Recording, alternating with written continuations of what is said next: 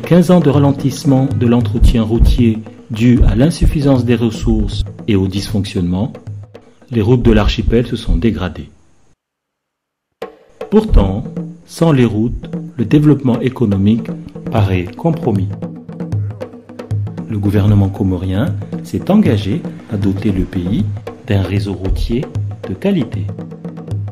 L'Union européenne appuie le gouvernement comorien pour atteindre ses objectifs en lui octroyant 27 millions d'euros, soit 13 milliards et 500 millions de francs comoriens pour l'entretien routier.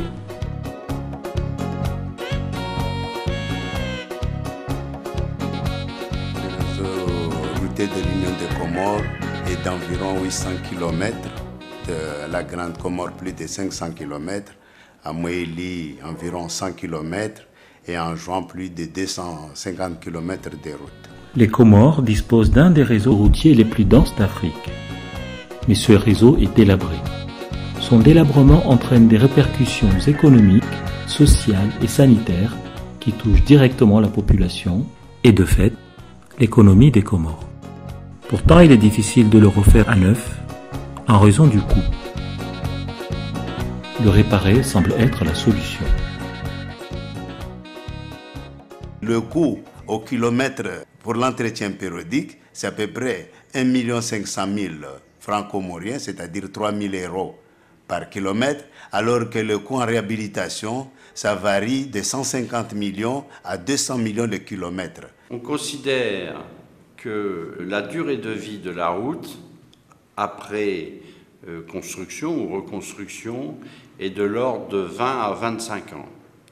Un entretien continu et soutenu peut faire perdurer cette durée de vie jusqu'à 40 ans. Avant 2012, c'était totalement délabré. Donc les véhicules qui viennent en race campagne vers Moroni pour le centre administratif s'usent vite. Si on fait l'entretien, donc l'usure devient moindre. Il n'y a pas beaucoup d'usure.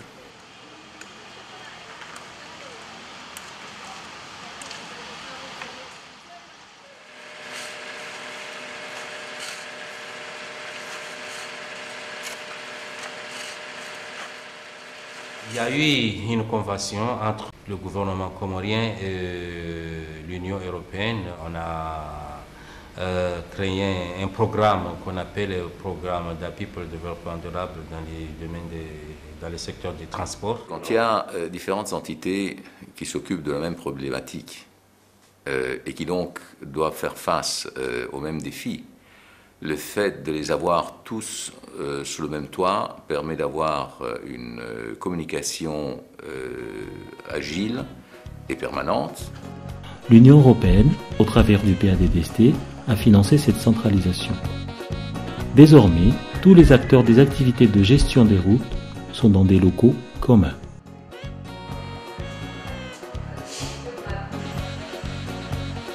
L'entretien des routes est quelque chose d'immédiat, qui peut se faire avec des entreprises locales, qui acquièrent comme ça un savoir-faire et une connaissance dans le secteur. Au début, les entreprises comoriennes ne faisaient pas, ils faisaient que du bâtiment. Et aujourd'hui, on les pousse, on les accompagne à pouvoir faire ces travaux d'entretien courant. Par la suite, jusqu'à ces 3 années d'entretien qu'on va les accompagner, on pourra dire que les entreprises comoriennes pourront faire ça de manière efficace.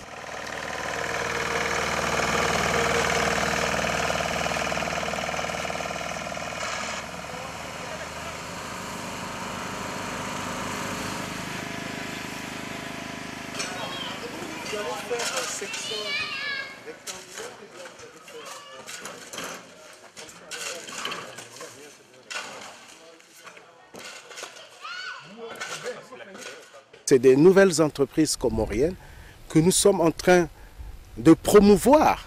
Lorsque vous voulez faire la promotion de l'entrepreneuriat local, ça se fait, c'est une professionnalisation qui se fait dans la durée. On est rentré dans l'entretien routier avec un minimum d'équipement.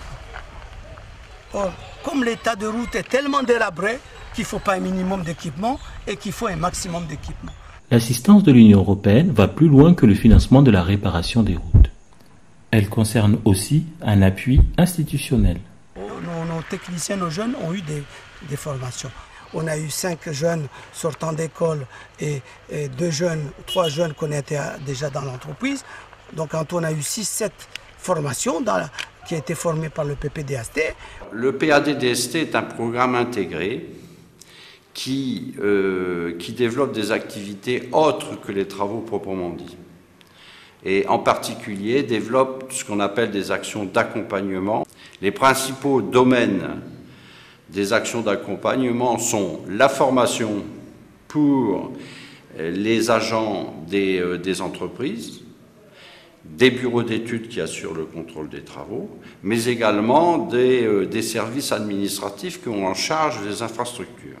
Les actions d'accompagnement concernent également les problèmes de sécurité routière, la protection du patrimoine national et la protection de l'environnement. Les riverains, absolument, ils commencent à apprécier parce que contrairement au départ, ils n'étaient pas contents qu'on se mette à refistoler avec des petits nids de poules. Ils se plaignaient, mais à la longue, ils commencent à s'y habituer, à rouler confortablement. C'était surtout ça le but. L'état de santé des passagers qui vraiment crevaient disait que normalement j'ai eu des maux de rein, j'ai eu maux de hanche, j'ai eu maux de dos. Donc ça commence à diminuer dès que la réflexion a été faite.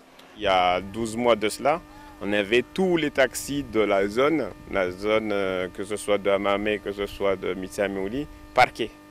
Parce que c'était infernal. Ils abîmaient les voitures.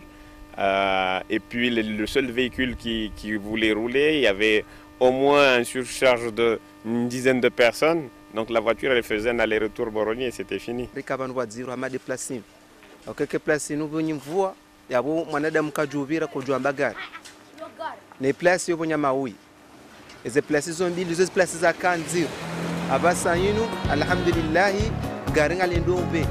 Katika kaya hada nila hena usiku pine na amortiseri serambloku shaba saino alhamdulillah ngafanywa wakati njimbabi rare jakarisha GPS kufanya desert data katepare ni akande bana moroni shaba ngafanywa 50 minutes no bana tumo.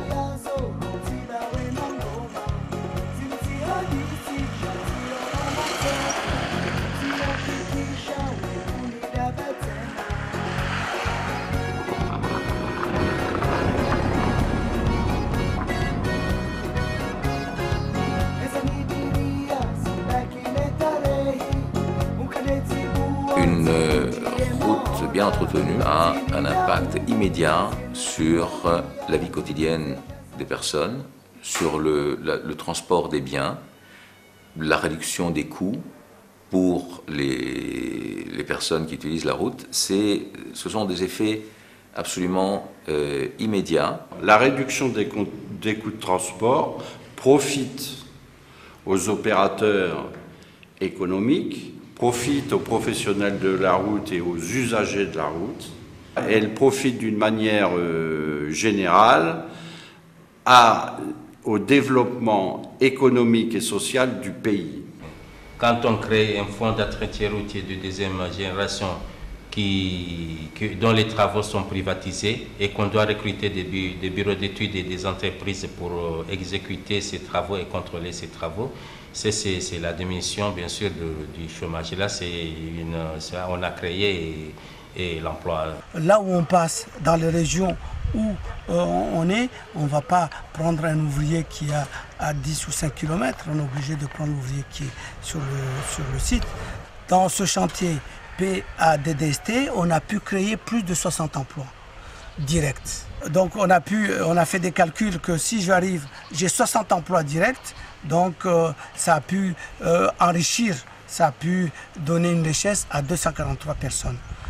Parce qu'en constatant que effectivement chaque famille, ils sont au nombre de 4, comme j'ai pu créer 60 emplois, il y a 240 personnes qui profitent de l'emploi de la personne, qui profite de l'argent de cette personne-là. On peut considérer que la première campagne d'entretien courant a généré du travail pour environ 300 agents au niveau des entreprises.